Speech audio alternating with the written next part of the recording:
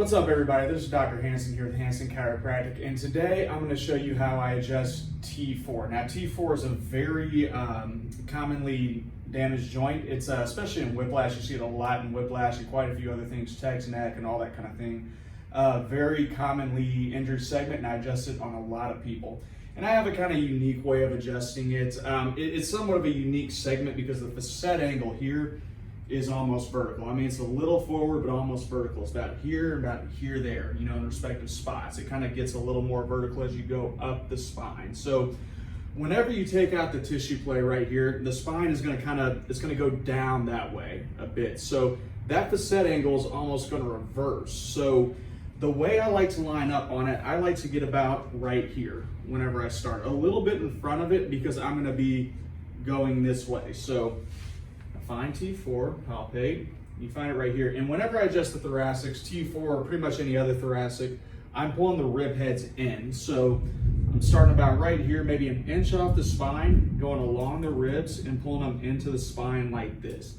And that just kind of takes the tissue play out, kind of gets the ribs pulled in. And I like to use cross pisiform whenever I adjust the T-spine. A lot of people do knife edge like this. That's never worked for me. Some do bilateral thenar. That's not bad, but I feel like I can get a lot more specific with cross pisiform. So I really like cross pisiform. And whenever I get my pisiforms in position to adjust, I'm right next to the spine. I mean, as close as I can possibly be to it, because that's how you're gonna have the least chance of breaking a rib or hurting somebody. So in real time, it looks like this right here.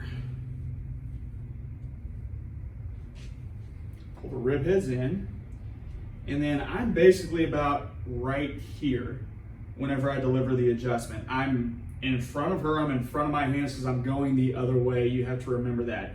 And whenever I body drop. I do a gentle body drop. For the students out there, it's not a body slam, it's a body drop. So, you know, whenever you're learning to adjust, you kind of have to move the bone however you can, but keep that in mind. You want to be as gentle as you can whenever you're adjusting. You want to get to a position where you can deliver a comfortable adjustment as well as an effective adjustment as well. So promise you guys, this is going to be a real time one right here.